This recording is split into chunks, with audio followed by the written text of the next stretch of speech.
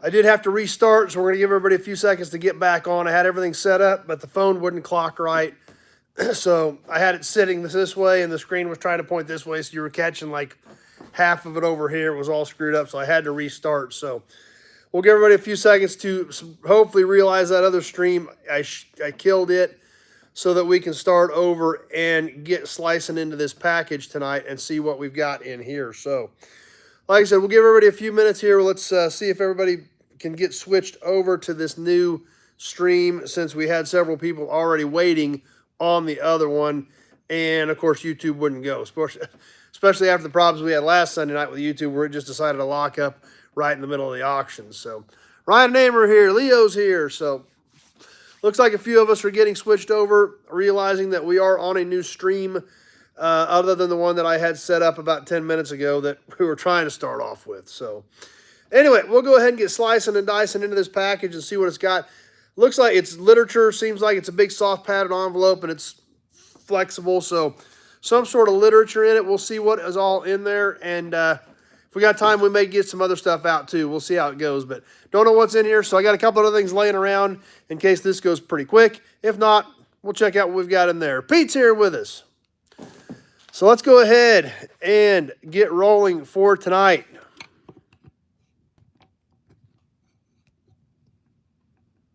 On this package that Jim sent us,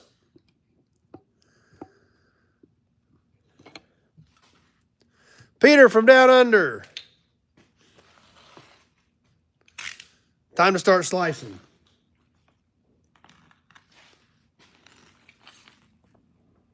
Make sure everything's slid down here to the other end. Jim says not much in there. Well, we're going to find out. So Bill made it. Let's see what Jim sent us. You never know, Jim. Everybody else may think it's cool. We may be on it for a few minutes. We'll see what happens.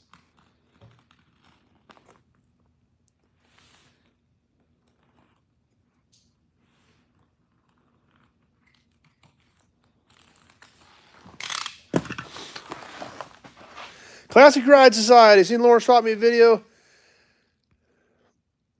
Oh, he was watching the turbo, seen the Turbo Regal hood too. Yep, I ended up buying that with with some signs and stuff too. So was real happy with that. He worked with me pretty fair on it. So and that's the same hood as my car. So obviously, and I've got a few extras anyway, but I still couldn't pass that up. So let's see what Jim sent us.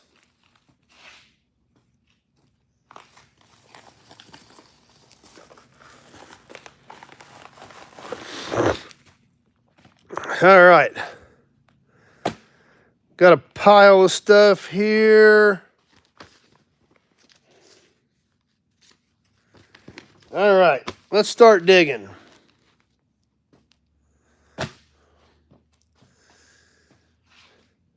This is cool. Bill will dig this. 78, 79 Pontiac Firebird car model kit order form from Pontiac Motor Division. 78 in black, 78 in platinum, 79 in black, 79 in platinum. These are the only colors available for the Firebird Trans Am kits. We reserve the right to substitute another color if the color you order is not available. Make your check payable to GM Girls Club. To order the 78, 79 Pontiac Firebird, I'm assuming these would have been promo models.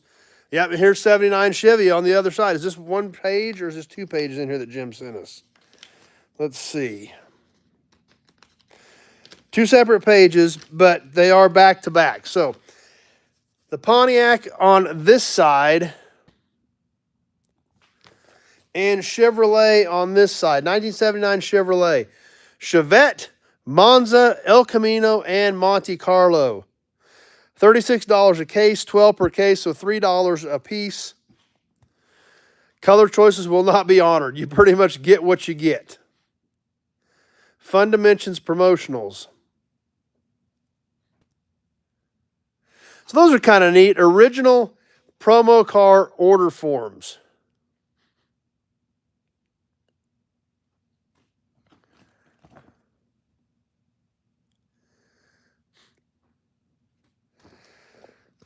Let's see what's in here.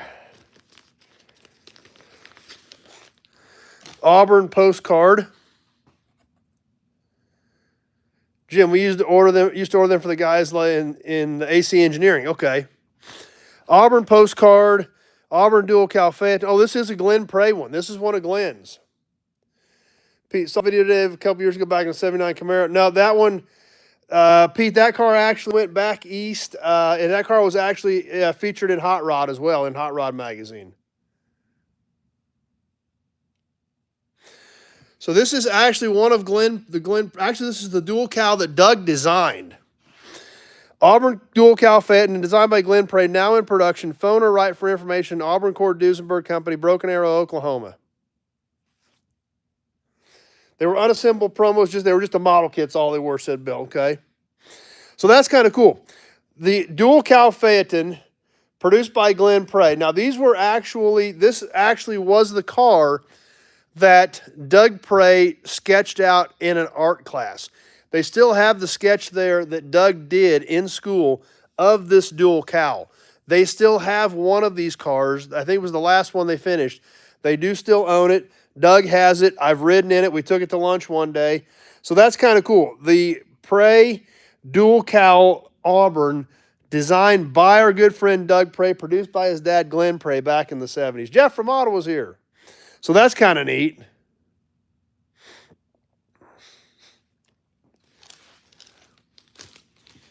All right, what are these? These are like old prints with a coin on them, kind of like a badge thing.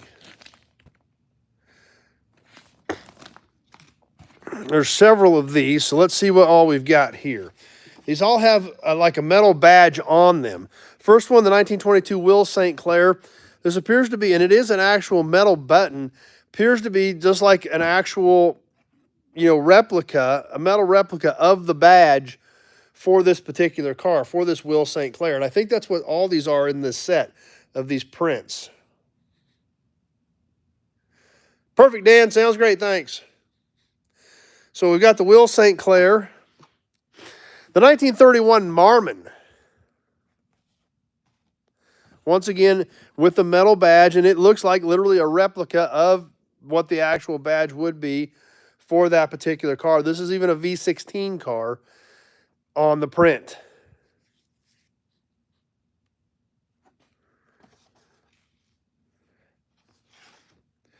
The Stutz, the 1933 Stutz Bearcat, Super Bearcat. Once again, with the little badge. And I guess this one we can actually compare, because that does look like the actual badge. So bear with me just 1 second here. Hold on, let's check something.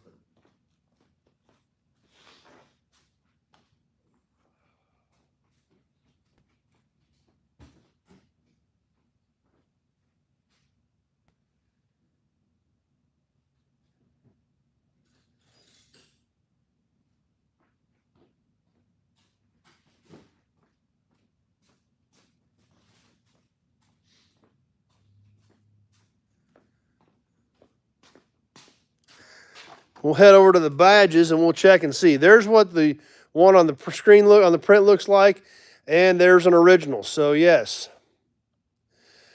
Bill Wagman, just the Pontiacs were unassembled kits. The Chevys were promos. So these are basically a small replica of the actual badges that would have been on these classic cars in this series of prints that Jim sent us. The next one, this one's a beauty. And there's actually two of these. The 1934 Duesenberg Model SJ. And there is a pair of these. Jim actually sent us two of these.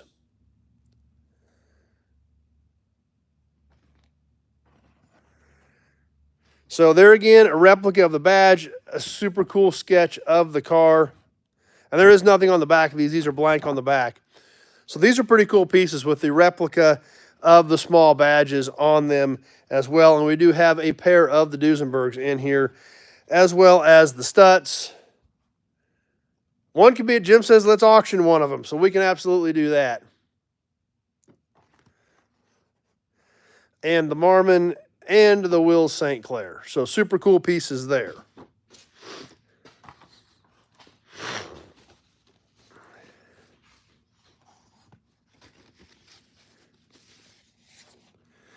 So let me put these back in their jacket.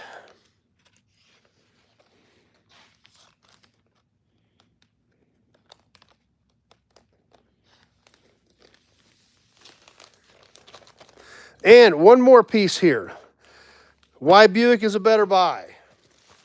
Double check the envelope. That looks like it. Let's check this thing out. I have not seen this before.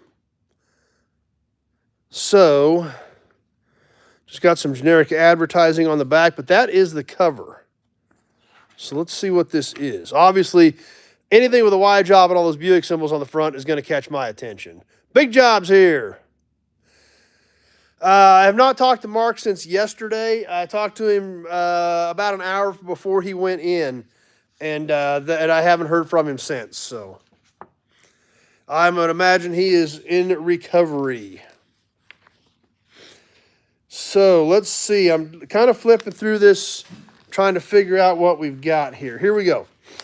Here's the kind of the index or the glossary. Buick, 95 years. Jim, so I think they gave them out at the 2003 National in Flint, okay? So 95 years, Buick. 95 years is an historical tribute to those who made contributions to the success of Buick Motor Division and was produced by McVeigh Marketing and Advertising. This publication was in no way endorsed by the manufacturer or association or any association and is the sole property of McVeigh Marketing.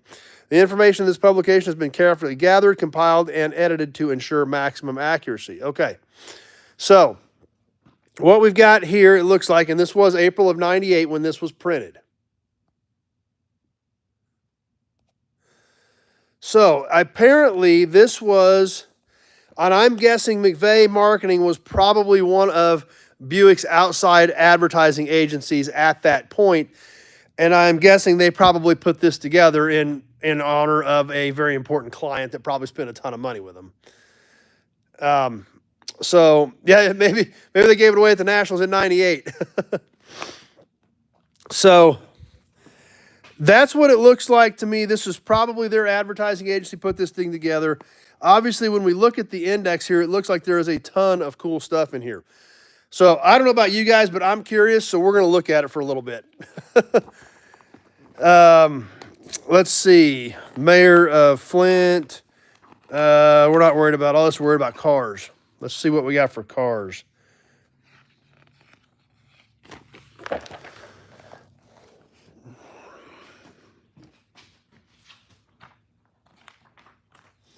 The super early Buicks.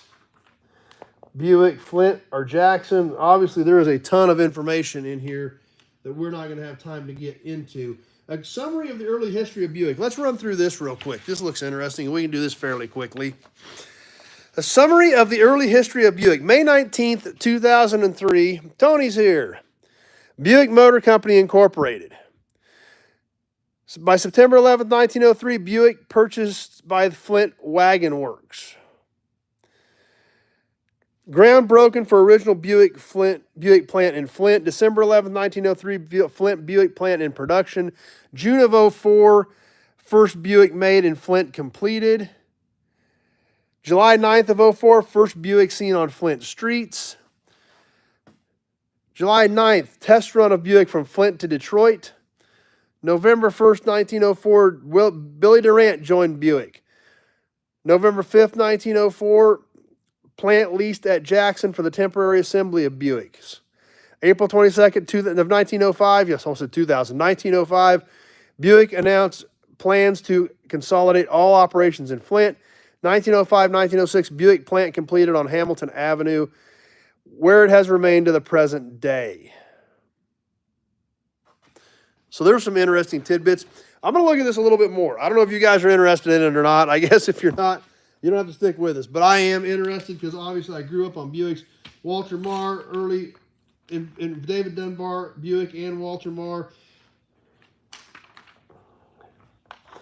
Obviously, a ton of super cool information in here.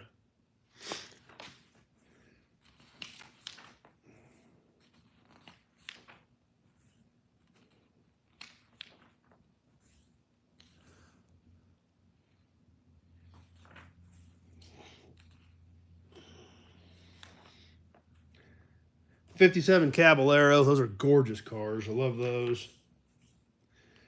The Chrysler who made Buick, Walter P. Chrysler. I don't know if any of you guys were familiar with it or not, but Walter P. Chrysler actually worked at Buick for a long time and had a very, very successful career with Buick prior to buying Maxwell and turning it into Chrysler. Buick trucks. Billy Bowman's here.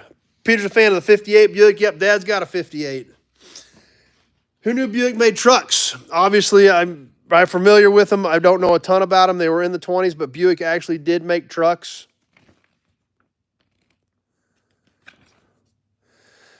There's the BCA Flint, Michigan chapter. Yep, I'll definitely let Dad look at it for sure. So I hope you guys are liking this because I'm kind of getting into it. So we're probably going to study it a little bit. Marquette, the Canadian versions. And there she is. Holy cow. I almost get goosebumps just flipping to a picture of this thing. Dennis is here. If you guys didn't see the video on this from last year, when this actual car was at the McPherson College Car Show 50 miles away from me, please go check it out. Peter wants to see Dad's 58. Yeah, we need to start doing some of Dad's cars too. Alan's here. This thing was absolutely amazing. Seeing it in person was almost a surreal experience.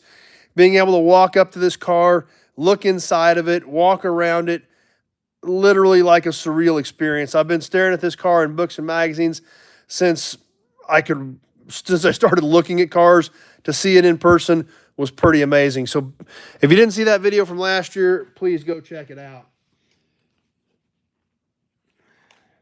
More dream cars. They've got this listed as the LeSabre. This is actually Wildcat 1. There's the LeSabre. But this was actually the Wildcat that they've got pictured here. This was the LeSabre that we just saw a couple weeks ago in McPherson at the car show. Yeah, Alex, it is a great book. I'm kind of getting into it. I kind of can't wait to spend a little more time with it. There is the LeSabre. I've got to get that video put together. I have a video on this exact car. We saw it a couple of weeks ago at the McPherson car show. And I've got that coming up. I've got to get that video put together as well.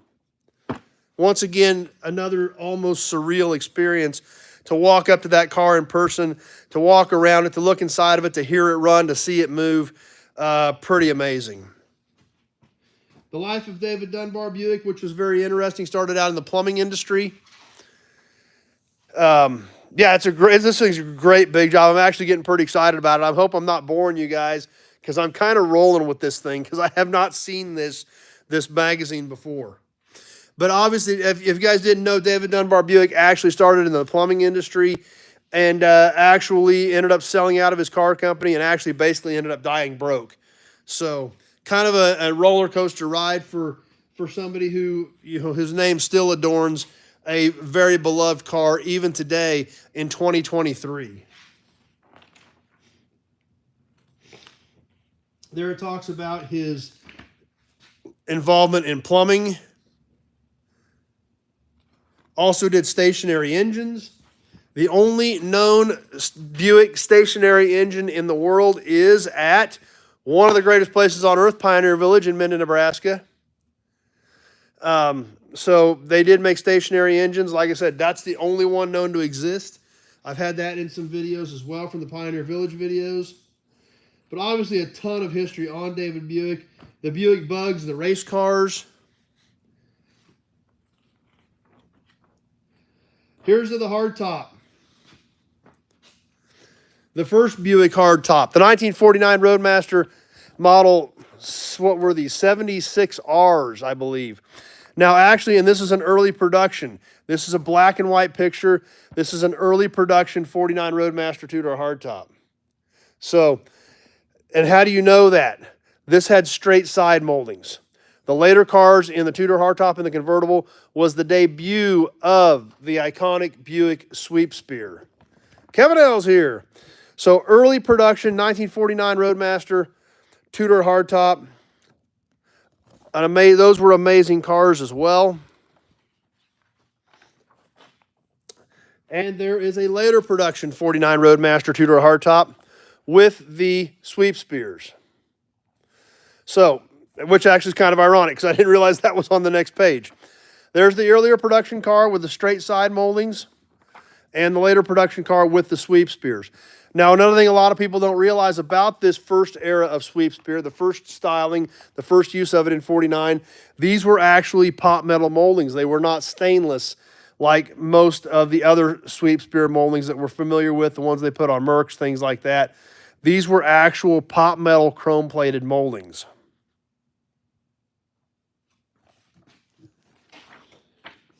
And, of course, the iconic 63 Riviera, which these cars, here in 1998, they are saying, the 63 Riviera remains a classic. These cars finally, after all these years, are really starting to get some of the credit they deserve for as amazing as those cars are. Fast forwards up into the Riviera of the 90s as well. Creating a century. Another interesting Buick story. One of the first hot rods. Put the Roadmaster motor in a special body in 1938. Actually, one of what would technically be considered one of the first muscle cars, often overlooked. Obviously, the Rocket 88 and 49, putting the V8 overhead valve engine into the small-bodied Oldsmobile, creating the Rocket 88 is sometimes touted as what would be considered the first muscle car. Obviously, the 64 GTO put the Bonneville motor in in the A-body platform. Bill says we're not boring him. Good, because I don't want to get rambling and bore you guys to death. But obviously, this is right up my alley. This is my wheelhouse. This is where I cut my teeth. This is what I knew better than anything growing up. So, creating a century, what could be considered the first muscle car, the first production hot rod, put the Roadmaster motor in a special body, call it a century. And who knows why they call it a century? Because it could run 100 miles an hour with that big motor in that small body.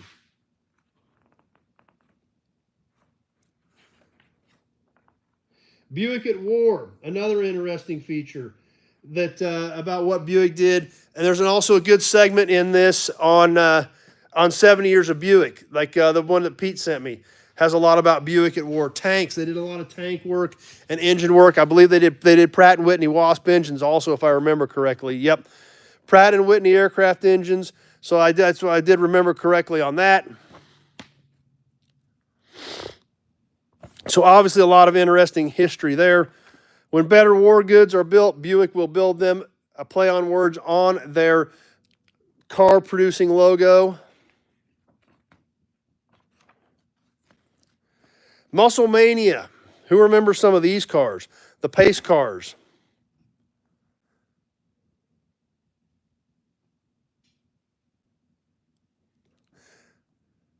Number one's here.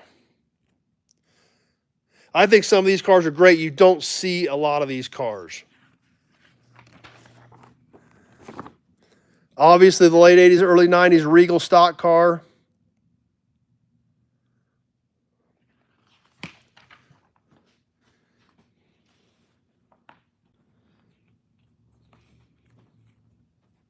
The 5 millionth Buick, September 13th, 1948.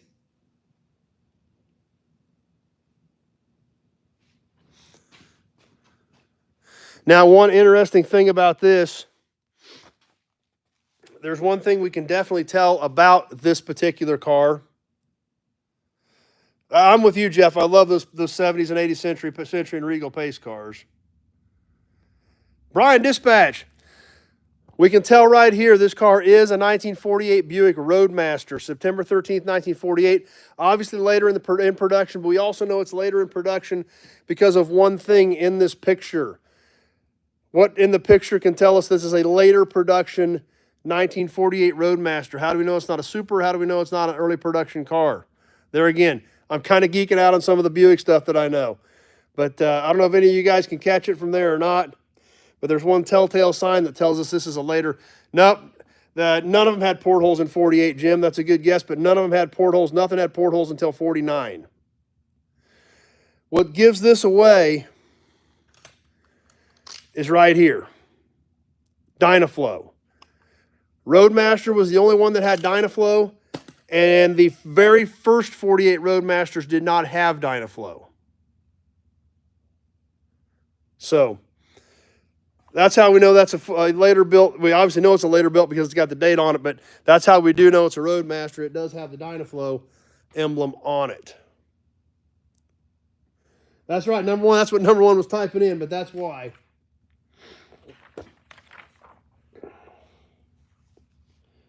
Some more super great Buick pictures. A 40 Phaeton, a 60 Electra flat top, a 55, 55 Roadmaster sedan.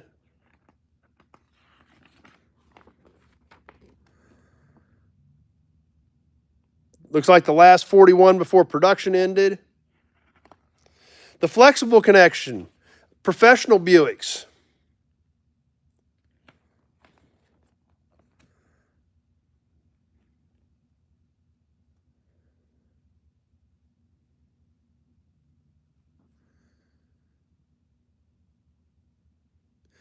And this is great, the Buick badges.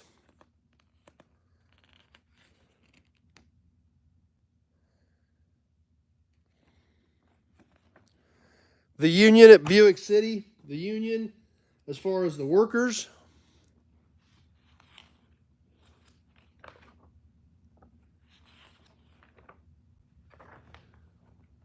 And looking to the future. Looking to the future in 1998, 25 years ago. Dream cars, the XP300 right there. The XP300, another amazing dream car. I'm kind of curious if this this is the one that may show up at McPherson next year. Hear back from Mark. Yeah, will do. If I hear from Mark, I'll tell him you guys were all asking about him. Now, the XP300, if you guys remember, until we put the toy trucks up a couple weeks ago in the office for Sunday Night Live Chat, I've had a toy up there in the box for the last couple years that is called the XP600 toy.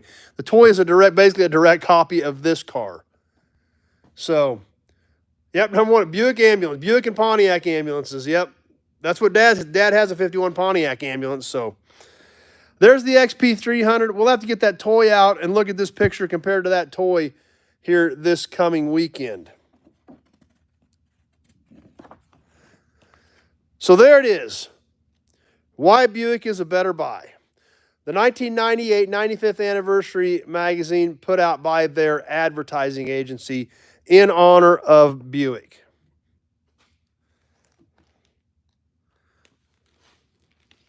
As well as the super cool prints, the promo order form, and the actual, and that's what's cool about this, the postcard of the actual car that our good friend Doug Prey literally designed in art class, and then his dad built it.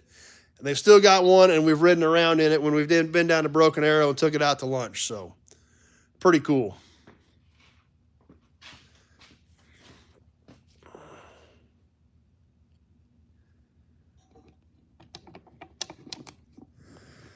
So anyway, obviously want to give a huge shout out to Jim for sharing that with us, sending it to me. Huge thanks, Jim. Obviously, you said there wasn't much in there. It wasn't going to take long. You were wrong. There was some cool stuff in there. Obviously, you know, I hadn't seen this, but if you guys couldn't tell, I was kind of geeking out on it because it's really cool. Why XP300? It said it was 300 horsepower. We'll just read through it real quick. Jim's going to keep digging. The XP300, a dream car built by Buick for experimental purposes. The XP300 is the latest creation of Charles Chain, Vice President of GM in charge of engineering. He is shown admiring the car with Ivan Wiles, Buick General Manager and Vice President of GM. Chain designed the car while he was Chief Engineer at Buick. The XP300, which stands for 39.1 inches in length at the cowl, is powered, which stands 39.1 inches at the cowl, so barely over 3 foot high at the cowl. It's powered by a 300-horse supercharged V8 designed to drive at 150 miles an hour. It had dual fuel tanks, one for methyl alcohol and one for gasoline, dual four-wheel brakes, and hydraulic jacks to raise the car for changing tires. So I'm assuming the 300 was from the 300-horse supercharged nailhead that powered that car. So anyway, obviously I thought it was great. Yeah, I'm definitely going to give it to Dad to go through as well. And thanks, Jim. I appreciate it.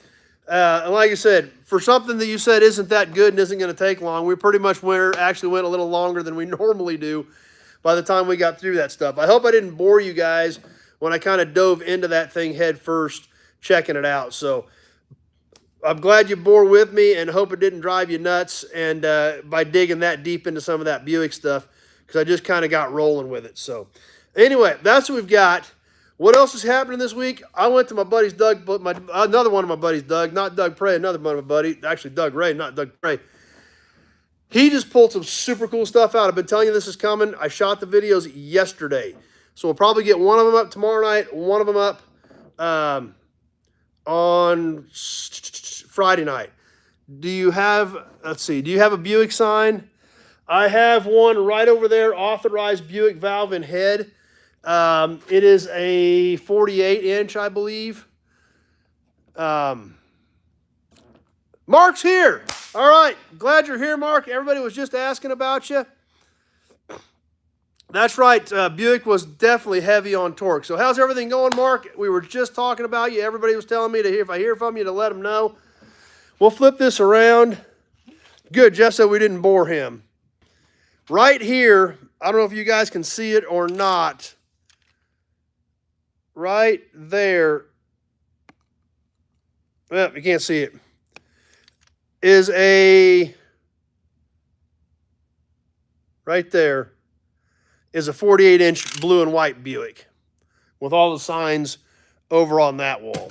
I do not have the big red, white, and blue Buick valve and head. I would love to have one of those, but I do have that Buick authorized service sign over there. So glad you made it, Mark. Glad you checked in. So we all know that everything's going good on your end. So glad you were able to jump on for a little bit here and catch us at the end so that everybody could get updated on how things are going with you. So anyway, that pretty much does it for tonight. Surgery is not scheduled till next Tuesday. Otherwise, doing well. Good. We're glad to hear it, Mark. Glad you're feeling better.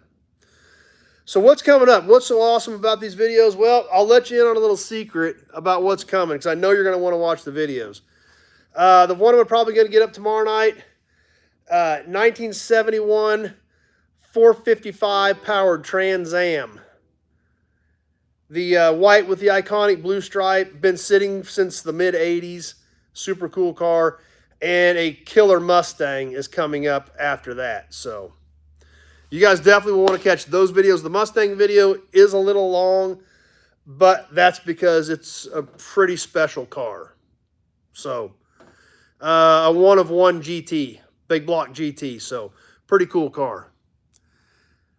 Yep, exactly. Under the Hupmobile sign where everybody else keeps their Buick signs. That's right, number one.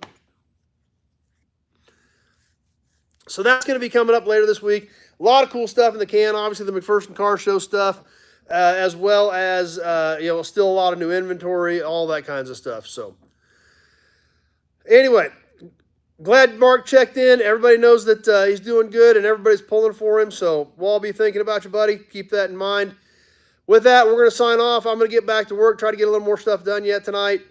And I got to finish putting those videos together on those cars. So stay tuned. Those will be coming up. And definitely be back 7 o'clock Sunday night for Sunday Night Live chat. So hope everybody has a great week. Glad Mark's doing better. I'm not quite there yet. Not quite ready for a haircut, but I'm just about there. So I'm hanging in there. Well, it's going to have to get done here soon. So we'll stay tuned. Those videos are going to be a lot of fun. I think you're going to dig them. We'll definitely see you Sunday night for live chat. And hope everybody has a great week. And we'll get some more cool stuff up. Thanks for watching tonight, everybody. Thanks, Jim. Appreciate the package. And we'll catch you all soon and see you again live Sunday night. Thanks for watching, everybody.